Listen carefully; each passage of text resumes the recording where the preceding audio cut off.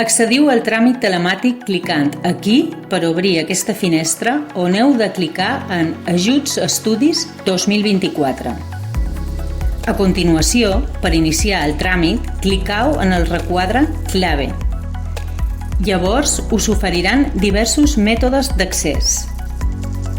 DNI electrònic activat presencialment a una comissaria de la Policia Nacional o bé certificat electrònic activat. Clave permanent, obtinguda en un registre de manera presencial. A la finestra de l'assistent de tramitació que s'obre a continuació, pas 1, cal saber, clicau en el botó Següent.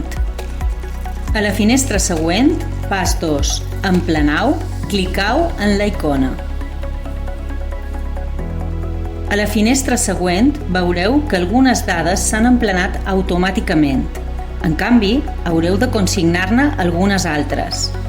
En l'apartat 2, seleccionau el tipus d'ajut i en el 3, consignau les dades del beneficiari. En l'apartat següent, triau l'idioma en què voleu rebre les comunicacions. El canal de comunicació serà sempre la comunicació i notificació electrònica.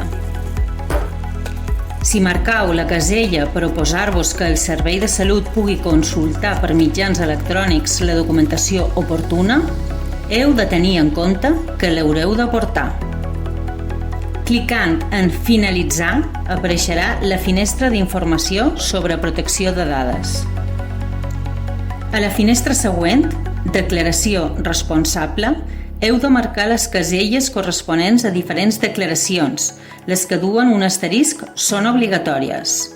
Després, clicau en el botó Finalitzau.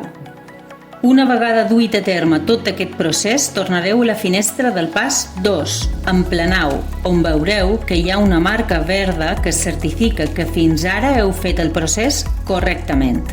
Per continuar, clicau en el botó Següent. Ara s'obrirà el pas 3, Annexau. Per adjuntar un document, clicau en la icona del clip per navegar pel vostre ordinador a fi de cercar el document en qüestió.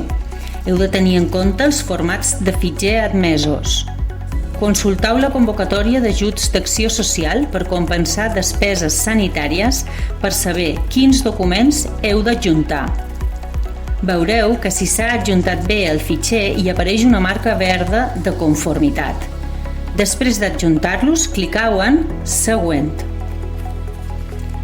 Tot seguit, en el pas 4, Registrau, heu de signar digitalment la sol·licitud per mitjà de clave permanent, un certificat digital o DNI electrònic. Clicau en el botó Signau. A continuació, descrivim el procediment segons opteu per un mètode o un altre. Signatura amb certificat electrònic o DNI electrònic. Cal tenir instal·lat el programa Autofirma i també el certificat, o, si s'escau, introduir el DNI en el lector. Clicau en el botó Autofirma i després en el botó Abrir enlace. En el quadre de diàleg següent, clicau en Aceptar. Si tot ha anat correctament, apareixerà aquest missatge. Signatura amb clave permanent. L'heu de tenir activada. Clicau en el botó Clave firma.